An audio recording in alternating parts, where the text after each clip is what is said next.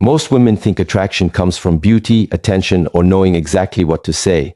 But there is something far quieter and far more powerful that many women completely overlook. Men don't just notice what a woman gives them. They notice what she doesn't need to give. And when you understand why, you will see attraction and your own feminine strength in an entirely different way. Stay until the end, because I will reveal the deeper principle behind this attraction and how understanding it can completely change the way you carry yourself without pretending to be someone you are not. There is a quiet strength that changes the way people experience you.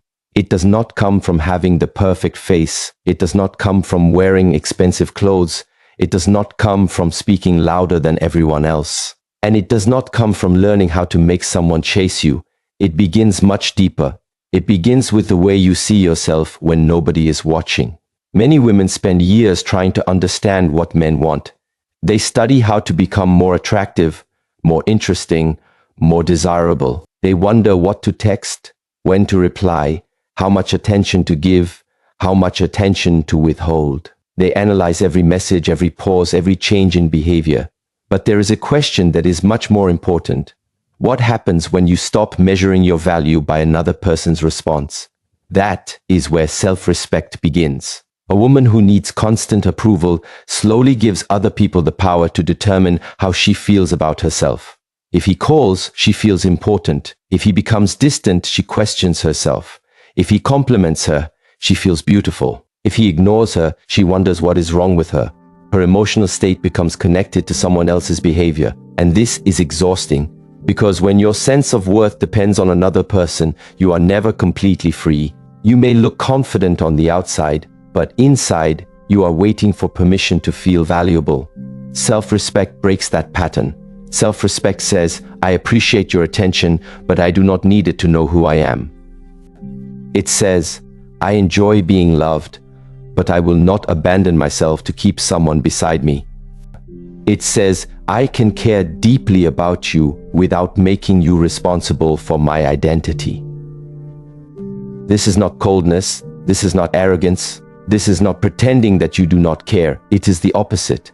It is caring without losing yourself. There is a great difference between a woman who wants love and a woman who believes she must earn love by constantly proving herself. The first understands that love is something two people build. The second feels she must perform for it. She becomes endlessly available. She answers immediately even when she is busy. She accepts behavior that hurts her because she's afraid that setting a boundary will make someone leave. She keeps explaining herself to people who have already decided not to understand her. And slowly, without realizing it, she teaches people how little they need to give in order to keep her. This is where many relationships become unbalanced. When someone knows you will always tolerate disrespect, there is little reason for them to examine their behavior. But when you possess self-respect, your behavior communicates something without requiring a speech. You communicate through what you tolerate. You communicate through what you refuse. You communicate through where you place your time. You communicate through whether you remain when your dignity is repeatedly ignored. And people notice this, especially because genuine self-respect is difficult to fake for long. You can pretend to be mysterious. You can pretend not to care. You can deliberately delay messages. You can create artificial distance, but none of these things create inner strength. They are only strategies. And strategies eventually collapse when emotions become strong. True self-respect requires no performance. Imagine two women receiving the same disappointing message. One immediately begins to panic. What did I do? Should I explain? Saying, maybe I should apologize. Maybe I should send another message. Maybe he misunderstood me. Her mind begins running in circles. The second woman feels the disappointment too. She is human, she cares, she may even feel hurt, but she does not immediately abandon herself. She pauses, she breathes, she observes. She asks, what is actually happening here? Not, how can I make him behave differently? Not, how can I make him want me again? But, what does this behavior tell me? That small shift is powerful, because one woman reacts from fear of losing someone. The other responds from awareness of what she is experiencing. This is the difference between seeking approval and living with self-respect. And understand something important. Self-respect does not mean walking away from every imperfect person.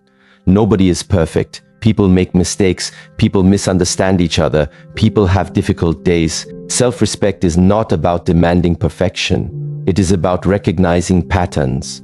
One mistake can be discussed. A repeated pattern of disrespect must be understood. A healthy woman does not need to punish someone for crossing a boundary. She simply becomes clear about what she will participate in. That clarity is powerful. Because when you know what you stand for, you no longer need to constantly negotiate your worth. You stop saying, "Please choose me." You begin living as someone who also chooses. And this changes attraction in a very interesting way. A person who desperately needs to be chosen often becomes focused on pleasing. A person who knows how to choose becomes focused on compatibility. That difference can be felt. Think about the energy of someone who walks into a room desperately hoping everyone will like her. She watches every reaction. She adjusts every sentence. She laughs because others laugh.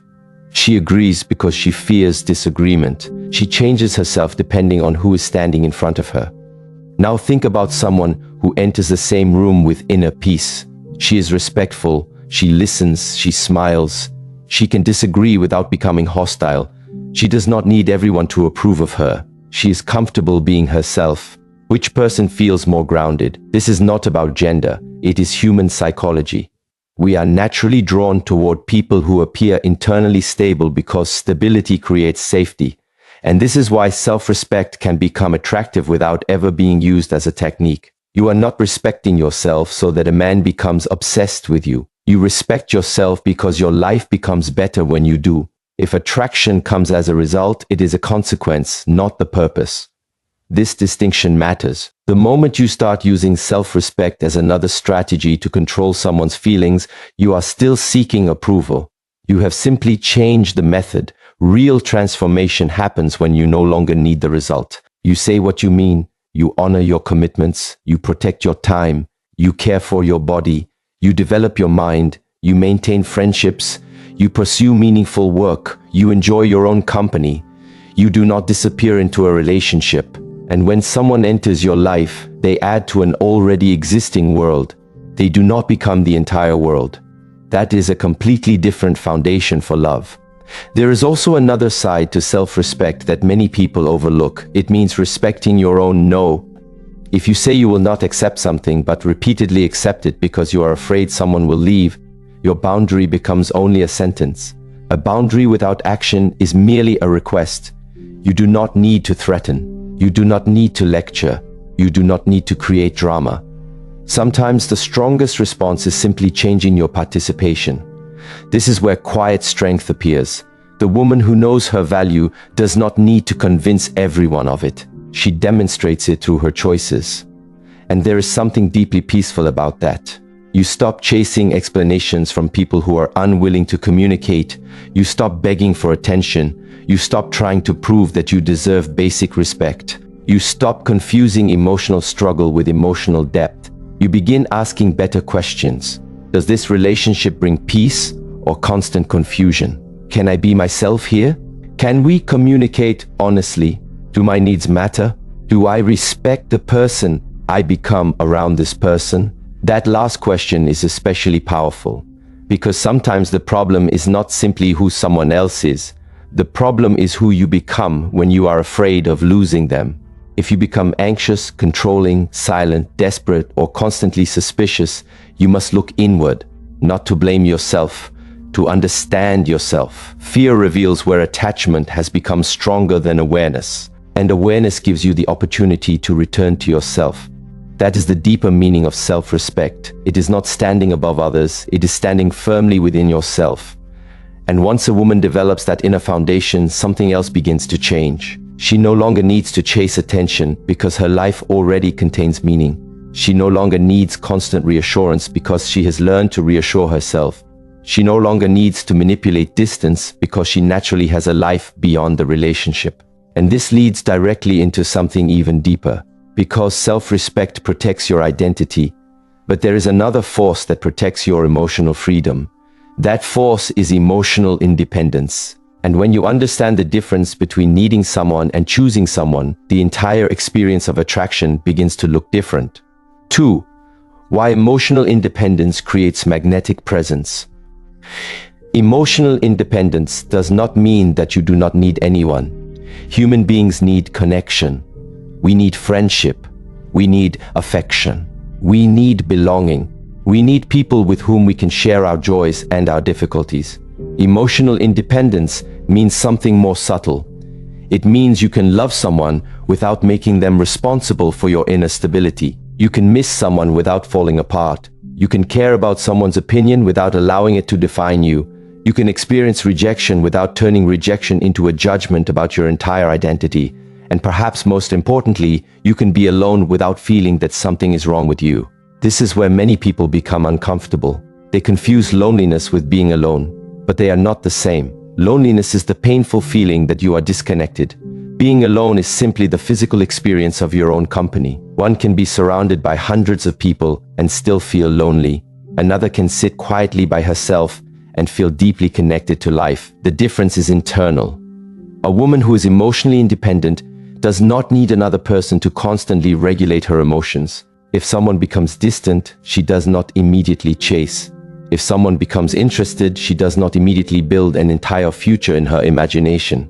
If someone gives her attention, she enjoys it without making it her oxygen.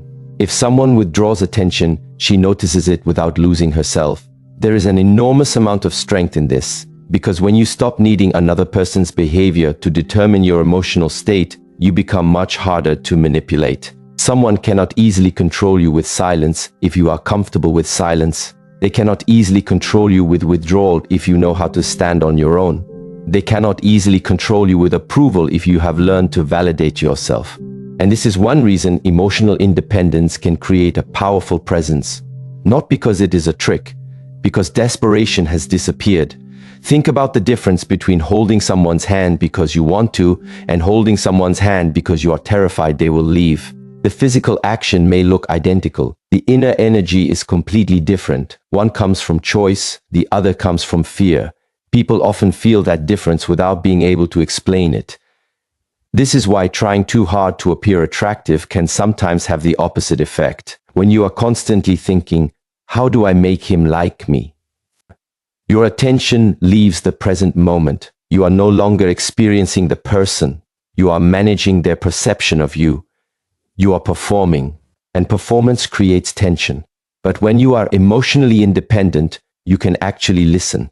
You can actually observe. You can enjoy conversation without secretly calculating what every word means. You can laugh naturally. You can disagree. You can say, I don't know.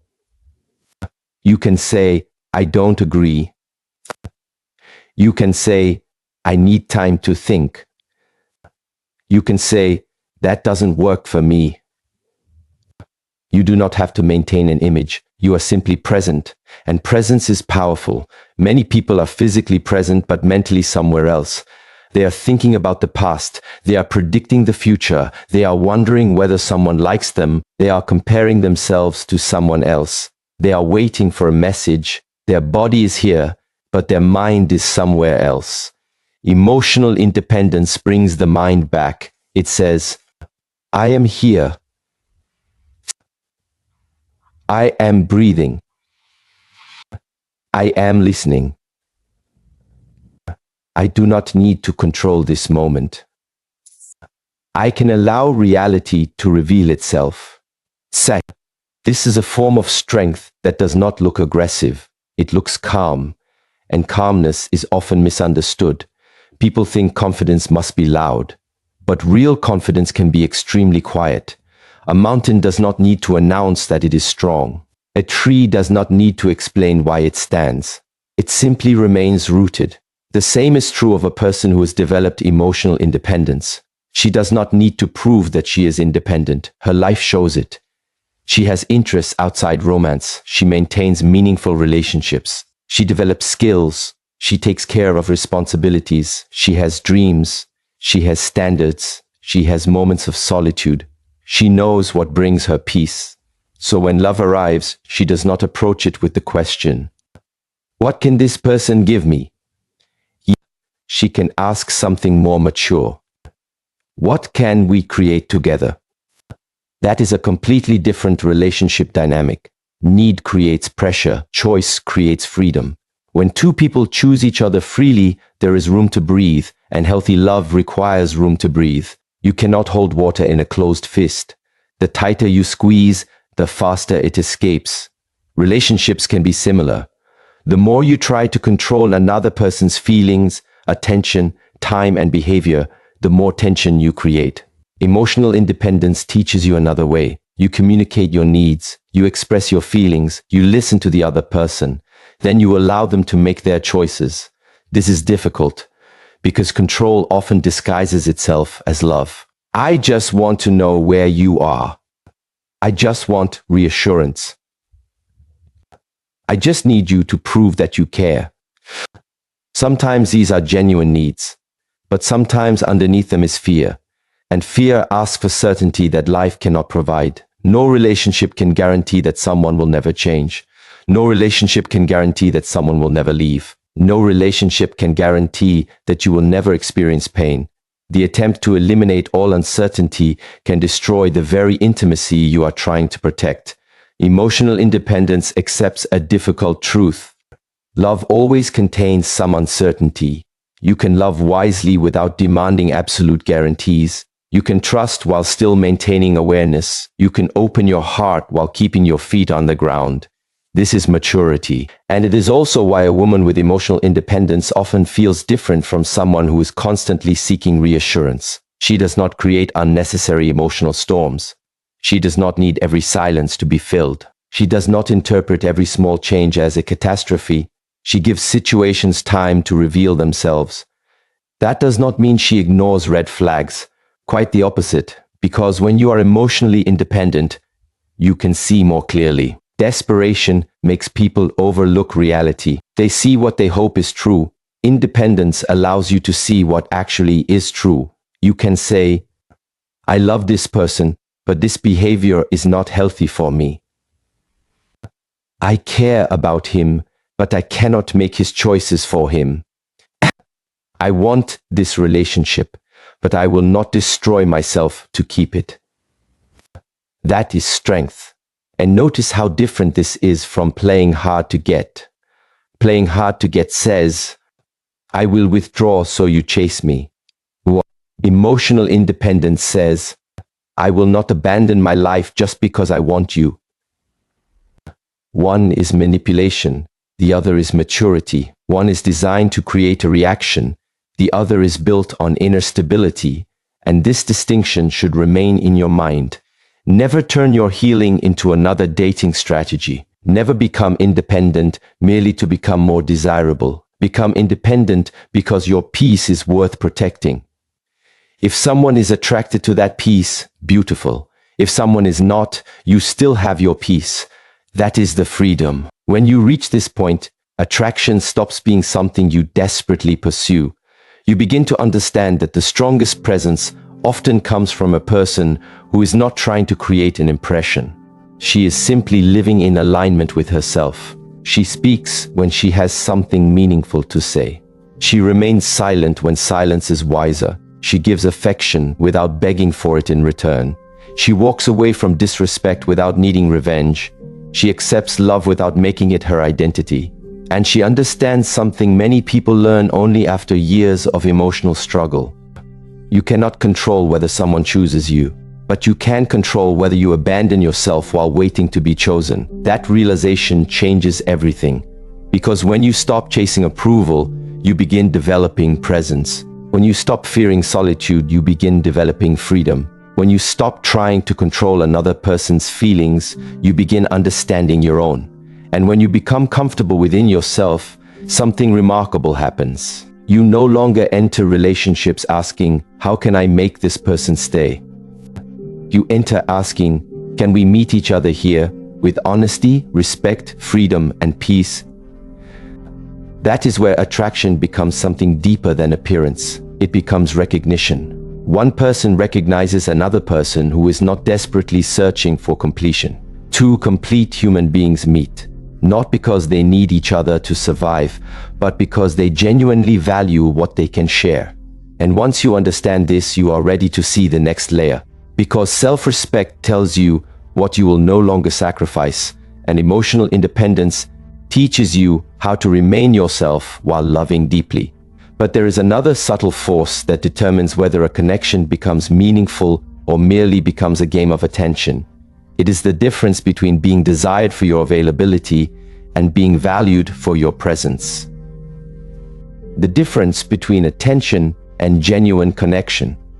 There's something many people confuse with attraction, attention. Someone sends you messages all day. They react to your pictures. They compliment your appearance. They ask where you are. They tell you that you are beautiful. They make you feel noticed. And because being noticed feels good, the mind quickly creates a story. Maybe he really likes me. Maybe this is different.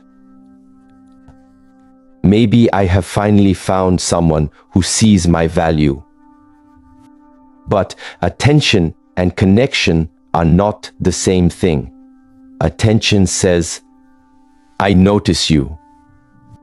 Connection says, I understand you. Attention can happen in seconds. Connection takes time. Attention can be given to many people. Genuine connection requires presence, honesty, consistency, and emotional depth. This distinction is important because a woman who understands it becomes much harder to impress with empty behavior. She stops asking only, does he want me? She starts asking a more intelligent question. What does he actually value about me? There is a difference between someone wanting access to you and someone wanting to understand you. A person can desire your attention without caring about your inner world. They may love how you look, but never ask what you think. They may enjoy your company, but never become curious about your dreams. They may want your affection, but have no interest in your boundaries. They may want your body, but have little respect for your mind. And if you confuse attention with connection, you may give emotional access to someone who has never earned it. This is why wisdom requires patience. Not every spark deserves a fire. Sometimes what feels powerful in the beginning is simply novelty. Two people meet, there is chemistry, there are long conversations, there is excitement, messages arrive late at night, everything feels intense. The mind begins filling in the missing pieces. But intensity is not always intimacy. Sometimes intensity is simply uncertainty mixed with desire. Real connection reveals itself through consistency. How does this person behave when there is nothing to gain? How do they behave when you disagree? How do they respond when you say no? How do they treat people who cannot offer them anything? How do they respond when you are having a difficult day? How do they behave when the excitement becomes ordinary life? These moments reveal much more than compliments. Because anyone can perform during the beginning, character becomes visible when there is no audience. This is why a wise woman does not rush to give someone the deepest parts of herself simply because they showed interest. She allows time to speak. Time is one of the greatest truth detectors.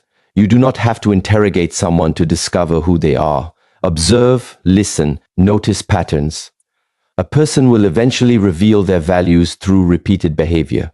If someone says, I respect you, observe what happens when you disagree. If someone says, I care about you, observe what happens when you need patience. If someone says, I want something serious, observe whether their actions contain seriousness. Words are important, but patterns are louder. This does not mean you should become suspicious of everyone. Suspicion is not wisdom. Wisdom is observation without paranoia. You do not need to assume someone has bad intentions. You simply do not assume good intentions are proven by words alone.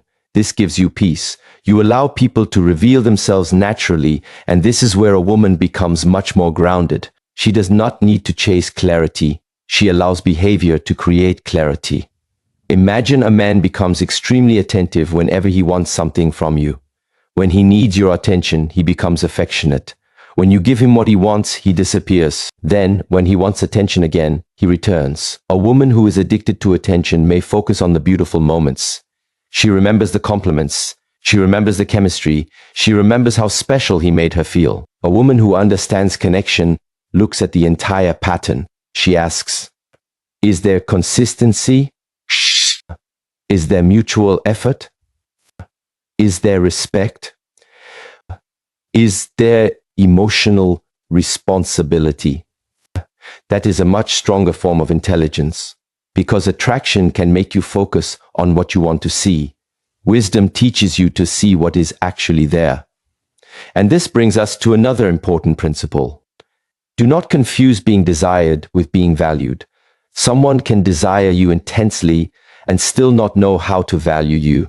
Desire says, I want you. Value says, I respect you. Desire can be immediate. Value must be demonstrated. Desire can be physical.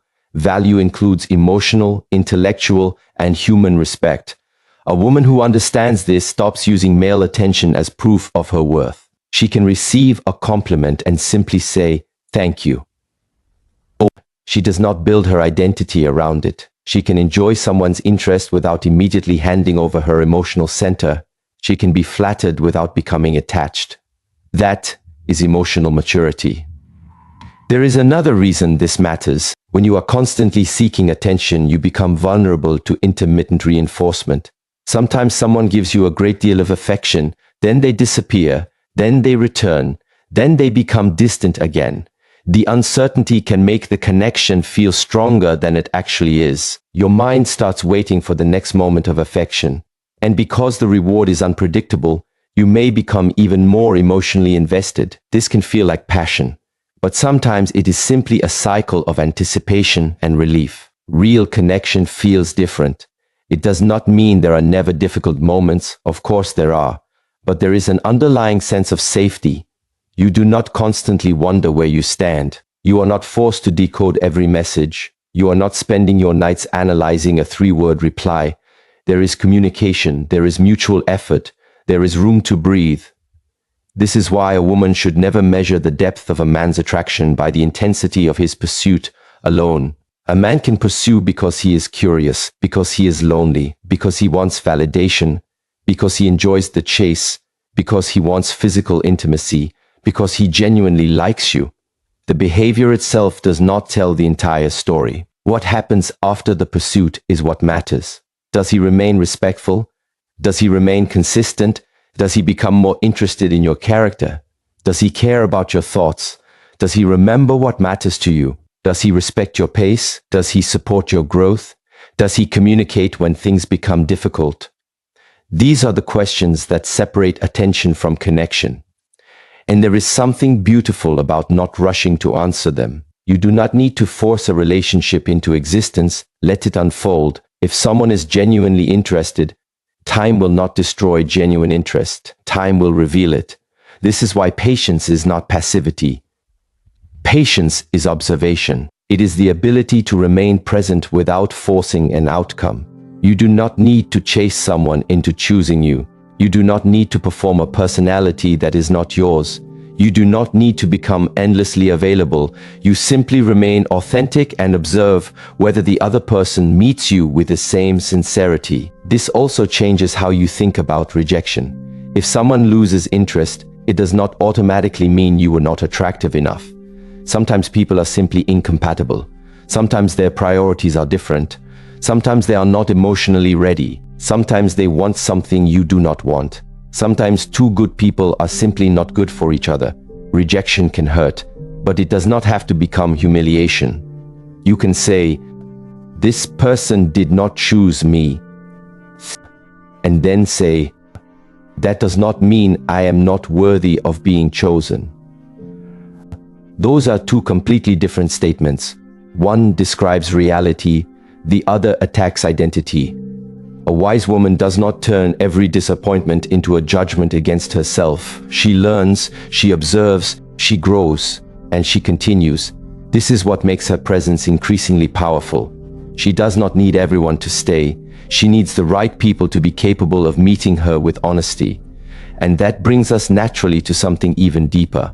Because once a woman stops being impressed by attention alone, she begins noticing what exists beneath words. She begins reading behavior. She begins hearing what is not being said. And this is where attraction enters a much more subtle territory. Because a man's deepest reaction to a woman is not always revealed through his words. Sometimes his behavior is telling you the truth long before his mouth does. 4. What men perceive beneath a woman's words. Human beings communicate with much more than language. We communicate through posture, through tone, through facial expression, through timing, through emotional reactions, through what we tolerate, through what we avoid, and perhaps most importantly, through the relationship we have with ourselves. A woman may say, "I am confident." But confidence is not only something you say, it is something people experience through you. A woman may say, "I don't care what people think." But if every decision changes depending on how others react, people will notice the contradiction. A woman may say, "I have standards." But if she repeatedly accepts behavior that violates those standards, people eventually learn that her words and actions are different. This is not about becoming perfect. It is about becoming aligned. When your words, choices, and inner values point in the same direction, you develop what we might call congruence. There is no performance, there is less tension. You do not need to remember which version of yourself you showed someone yesterday. You are simply yourself, and this is something people can feel. Men are not reading women's minds. They are not magical observers who automatically understand every hidden emotion. But people are often sensitive to emotional signals. They notice whether someone is relaxed or desperate. They notice whether affection feels natural or forced. They notice whether someone seems comfortable with herself. They notice whether a woman is enjoying the interaction or constantly evaluating how she is being perceived. This is why trying to control every impression can actually make you less attractive. The more you think, "How am I coming across?" the less present you become. You are watching yourself instead of experiencing the moment. Imagine sitting across from someone you genuinely like. Instead of listening to their story, your mind is running. Was that answer good? Did he like my joke? Should I smile more? Should I look away? Did I talk too much? Should I pretend to be busier? You are physically with him, but mentally you are watching yourself from the outside. This creates tension. Now imagine the opposite. You listen. You ask something because you are genuinely curious. You laugh when something is funny. You remain quiet when you have nothing to add. You disagree when you disagree. You share something meaningful when it feels appropriate. You are not performing, you are participating. That difference is powerful because genuine presence creates a feeling of ease, and ease is often more memorable than perfect words. This does not mean you should reveal everything immediately. Authenticity does not mean emotional exposure without boundaries. You can be genuine and private. You can be honest and still have mystery. You can be warm without telling someone your entire life story on the first meeting. There is wisdom in allowing intimacy to develop gradually. Trust should have layers. Not everyone deserves immediate access to your deepest wounds, dreams, fears, and vulnerabilities. This is not emotional unavailability, it is discernment. Think of a house. You may welcome someone through the front door. That does not mean you immediately hand them every key. Trust works the same way. People earn deeper access through consistent behavior. This is especially important because some people are very skilled at saying exactly what another person wants to hear. They can create instant closeness. They can mirror your interests. They can say, "I have never felt this way before." But words without time are difficult to evaluate. So do not rush. Let reality test the promise. One of the strongest qualities a woman can develop is the ability to remain warm without becoming easily influenced. She can listen without surrendering her judgment. She can receive affection without becoming dependent on it. She can admire a man without placing him above herself. She can be feminine, gentle, playful, passionate, intelligent, ambitious, or quiet without turning any of these qualities into a performance designed to win approval. This is where inner security becomes visible. And inner security has a particular effect. It creates room for another person to approach you without feeling that they must constantly rescue your emotional state.